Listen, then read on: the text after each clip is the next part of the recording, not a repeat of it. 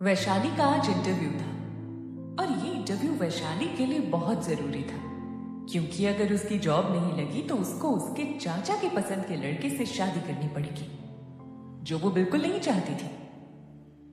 यही सब सोचते हुए अपने ही ख्यालों में कहीं गुम थी कि तभी अचानक से उसका फोन बजा और उसने देखा कि उसकी सबसे अच्छी फ्रेंड वर्षा का कॉल आ रहा है। उसने जल्दी से उसका कॉल उठाया और कहा, वर्षा यार कहाँ है तू? अभी तक नहीं आई? तुझे पता है ना मैं इस इंटरव्यू के लिए लेट नहीं हो सकती। तू तो सब जानती है अगर मुझे ये जॉब नहीं मिली तो क्या होगा। उसकी बात सुनने के बाद वर्षा परेशान सी आवाज में बोली, सॉरी यार वैशाली, मेरी स्कूटी अचानक से खराब हो गई है। अब तुझे टैक्सी लेकर इंटरव्यू देने के लिए जाना पड़ेगा। जैसी वैशाली ने वर्षा की बात सुनी तो वो और भी ज्यादा परेशान हो गई और उसने थोड़ा नाराज होते हुए वर्षा से कहा, यार वर्षा, तेरी स्कूटी भी क्या मेरी शादी करवाना चाहती है जो एकदम से खराब हो गई?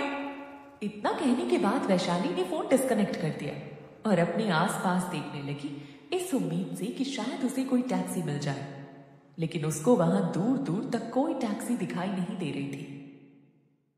वहीं दूसरी तरफ अक्षत जिंदल द बिजनेस टाइकून आज विदेश से इंडिया लौट रहा था। अक्षत जैसे ही प्राइवेट जेट से नीचे उतरा वैसे ही सभी लोग उसको देखकर कुछ समय के लिए फ्रीज हो गए थे।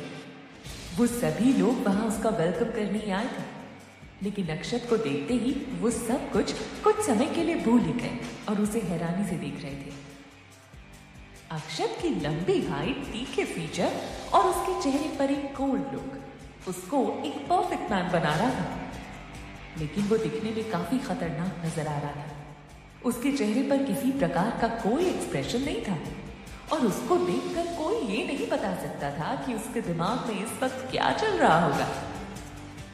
अक्षत जैसे ही अपनी प्राइवेट जेट से नीचे उतरा उसने अपने सामने खड़े आदमी से सीधे कहा, कपिल ऑफिस चलो।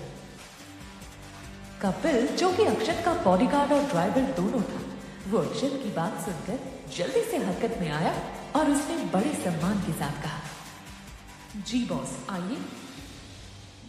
अक्षत जैसे ही वहां से निकलने के लिए आगे बढ़ा उसकी चील जैसी नजरें उन लोगों की तरफ पड़ी जो उसे लेने और उसका वेलकम करने आए थे।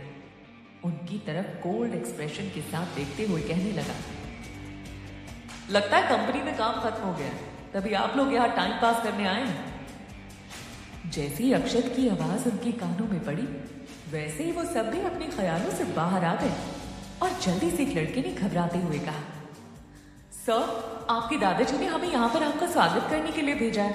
आपने इतनी कम उम्र में जो कामयाबी हासिल की है और अपनी सूझबूझ से आपने जिंदल इंडस्ट्रीज को एक अलग ही मुकाम पर पहुंचाया है। हम सब तो बस उसके लिए आपको बधाई देना चाहते हैं। ये कहते ही उन लोगों के साथ मौजूद एक एम्प्लॉय अपने हाथों में फूलों का गुलदस्ता लिए अक्षत की तरफ लेकर बढ़ा ही था कि तभी उसी वक्त अक्षत का फोन बज उठा और वो उनको कुछ जवाब दिए बिना ही आगे की तरफ बढ़ गया। अक्षत के जाने के बाद वहां खड़े सभी लोगों की सांस में सांस आई, वरना उन सबको तो ऐसे लग रहा था जैसे अक्षत आज उन सबकी जान ही ले लेगा। वहीं फोन उठाते ही अक्षत की मां ने कहा, बेटा तुम कब तक घर पहुंचोगे? हमने तुम्हारे लिए तुम्हारी पसंद का खाना बनाया है। अक्षत ने जवाब में कहा, माँ मैं डिनर आपके साथ करूंगा, अभी मुझे कंपनी में कुछ काम है। बस इतना कहते ही अक्षत ने तुरंत फोन काट दिया। कटे हुए फोन को देखकर अक्षत की मां गायत्री जिंदल ने मन ही मन कहा, इस लड़के का कुछ नहीं हो सकता। अक्षत ने अपनी मर्सिडीज में बैठते हुए कपिल से कहा, जल्दी चलो। वहीं दूसरी तरफ वैशाली को भी टैक्सी मिल गई थी और वो भी थोड़ी ही देर में जिंदल इंडस्ट्रीज पहुंच गई थी, लेकिन गेट पर ही उसको एक गार्ड ने रोक दिया। दरअसल वैशाली के पास कंपनी का कार्ड नहीं था और बिना कार्ड के किसी भी एम्प्लॉय को अंदर जाने नहीं दिया जाता।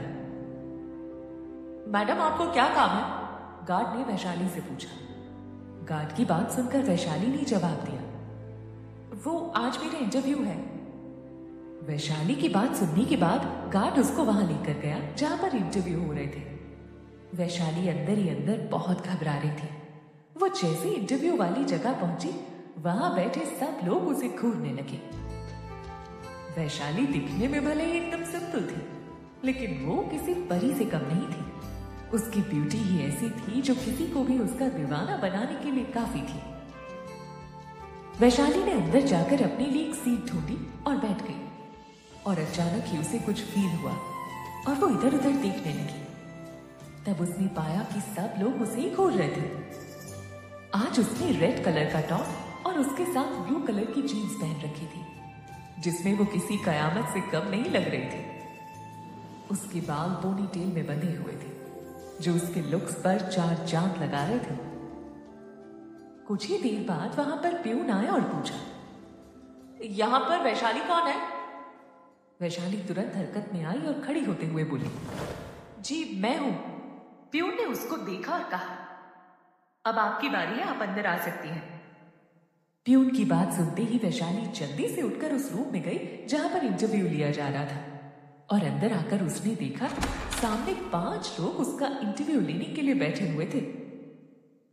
उसने उन सबको ग्रीट किया और उनके सामने की सीट पर बैठ गई। वहां पर बैठे लोगों में से एक लेडी जिसका नाम मीना शाह था, उसने वैशाली से सवाल जवाब करना शुरू कर दिया। वैशाली के लिए उनके सवालों का जवाब देना इतना भी कठिन नहीं था। वो बचपन से ही काफी ब्रिलियंट स्टूडेंट रही थी। उसने एक एक करके सबके सवालों के जवाब बड़ी ही सरलता से दे दिए। उनमें से एक, जो कि इंजीनियर डिपार्टमेंट का मैनेजर था, उसने वैशाली के डॉक्यूमेंट्स को देखते हुए कहा, मिस वैशाली, हालांकि आपने अपनी पढ़ाई किसी नामी जगह से नहीं की है, लेकिन आपको देखकर ऐसा लगता है कि आप में बहुत काबिलियत है। और उस आदमी की बात सुनते ही वैशाली अंदर ही अंदर खुश हो गई, लेकिन उसने अपनी ये खुशी जाहिर नहीं की। तभी मीना शाह ने वैशाली से आगे कहा, आपको रिजल्ट कल तक बता दिया जाएगा, अब आप जा सकती हैं। वैशाली जब वहां से बाहर निकली तो उसके चेहरे पर एक अलग ही मुस्कान थी। वो वहां से सीधा घर के लिए निकल गई, क्योंकि वो जल्द से जल्द अपनी मां से मिलना चाहती थी। वहीं दूसरी तरफ जिंदल ग्रुप की 20वीं मंजिल के मीटिंग रूम का माहौल बहुत ही गर्म था। अक्षत बीच की सीट पर बैठा हुआ था और सारे बोर्ड ऑफ मेंबर उसके चारों तरफ बैठे हुए थे। अक्षत की आंखों में उसका गुस्सा साफ नजर आ रहा था और वहां बैठे लोगों में दहशत फैली हुई थी। तभी उसने गुस्से में कहा, इस कंपनी में आखिर इतनी बड़ी गलती कैसे हो सकती है? इतना कहने के बाद उसने अपना हाथ टेबल पर जोर से मारा, जिससे वहां मौजूद सभी बोर्ड मेंबर्स की सांसें उनके गले में ही अटक गई थी और उनमें से किसी ने भी कुछ भी बोलने की हिम्मत नहीं की। वो सब भगवान से यही दुआ कर रहे थे कि अगर इस कमरे से आज वो सही सलामत बाहर निकल जाएं, तो वो आज मंदिर जाकर प्रसाद जरूर चढ़ाएंगे। तभी मीटिंग रूम का दरवाजा खुला और एक टॉल और हैंडसम आदमी चलकर कमरे के अंदर आया। उस आदमी ने अंदर आते ही बोलना शुरू कर दिया, भाई, मेरे प्यारे भाई, आप वापस आ ही गए। मैंने आपको बहुत ही मिस किया। ये कहकर वो आदमी अक्षत के गले लग गया। अक्षत ने उसे दूर धकेलते हुए कहा, कंपनी में जो प्रॉब्लम आई है तुम्हें उसके बारे में कुछ पता भी है या नहीं? अभिनव ने जवाब देते हुए कहा, भाई, प्रॉब्लम ही तो है, सॉल्व हो जाएगी। उसकी बात सुनकर अक्षत की भौहें तन गई और उसने गुस्से से कहा, आखिर तुम्हें कब अपनी जिम्मेदारियों का एहसास होगा? तुम मेरी बात ध्यान से सुनो। आज से तुम कंपनी में ओवरटाइम करोगे और मिस्टर मेहरा का प्रोजेक्ट मुझे किसी भी हालत में चाहिए और उसे पूरा तुम करोगे। ये सुनकर तो वो आदमी परेशान हो गया। इससे पहले कि वो कुछ बोल भी पाता, उससे पहले ही अक्षत कमरे से बाहर जा चुका था। अक्षत के जाते ही उस कमरे में जो शांति पसरी हुई थी, अब वो टूट चुकी थी। तभी बोर्ड ऑफ मेंबर्स में से एक ने कहा, अभिनव सर, हम नहीं जानते कि हम आपका शुक्रिया अदा कैसे करें। आज आपने टाइम पर आकर हमारी जान बचा ली। उस आदमी की बात सुनकर अभिनव ने थोड़ा गुस्सा करते हुए कहा, अभिनव सर के बच्चे, तुम्हारे चक्कर में मेरी वाट लग गई। अब मेरा क्या होगा? मैंने तो छुट्टियों पर जाने के लिए टिकट भी बुक कर ली थी। इतना बोलते वो अक्षत के पीछे जाने लगा। अक्षत अपनी मर्सिडीज में जाकर बैठा ही था कि तभी अभिनव जल्दी से उसके साथ उसकी बगल वाली सीट पर बैठ गया। ये देखकर अक्षत की भौहें तन गई और उसने गुस्से से कहा, ये तुम क्या कर रहे हो? उसकी बात सुनकर अभिनव ने रोने की एक्टिंग करते हुए कहा, भाई मैं आपका इकलौता भाई हूं, आपका प्यारा भाई, आप मेरे साथ इतनी ज्यादा नाइंसाफी नहीं कर सकते। कपिल, जो कि काफी देर से ये सब होते हुए देख रहा था, उसने ड्राइव करते हुए अक्षत से पूछा, बॉस साहब कहां जाना पसंद करेंगे? अक्षत ने अभिनव की तरफ देखकर कपिल से कहा, कार रोको। अक्षत की बात सुनकर कपिल जल्दी से कार रोक देता है। कार के रुकते ही अक्षत ने अभिनव की तरफ देखकर कहा, अभी की अभी कार से उतरो। अक्षत की बात सुनकर अभिनव का चेहरा उतर गया। इससे पहले वो कुछ कहता, अक्षत ने कार का दरवाजा खोल दिया था। अभिनव ये देखकर अक्षत से चिढ़ते हुए कहता है, भाई आप कितने निर्दयी हो, आप अपने प्यारे भाई को कार से धक्के मार के निकाल रहे हो, क्या आपको थोड़ा सा भी तरस नहीं आ रहा है? अक्षत ने बिना किसी एक्सप्रेशन के कहा, अभी तक मैंने तुम्हें धक्का मारा नहीं है। अक्षत की बात सुनते ही आगे बैठे कपिल को हंसी आ गई, लेकिन उसने अपनी हंसी अंदर ही दबा ली। अभिनव ने अपनी रोने वाली शक्ल लेकर कार से नीचे उतरते हुए कहा, आपके इसी अंदाज के कारण आपकी आज तक कोई गर्लफ्रेंड नहीं बनी है। ये कहते हुए वो जोर से कार का दरवाजा बंद कर देता है। उसके दरवाजा बंद करते ही कार उसकी आंखों के आगे से गायब हो गई और बेचारा अभिनव बीच रास्ते में अकेला खड़ा रह जाता है।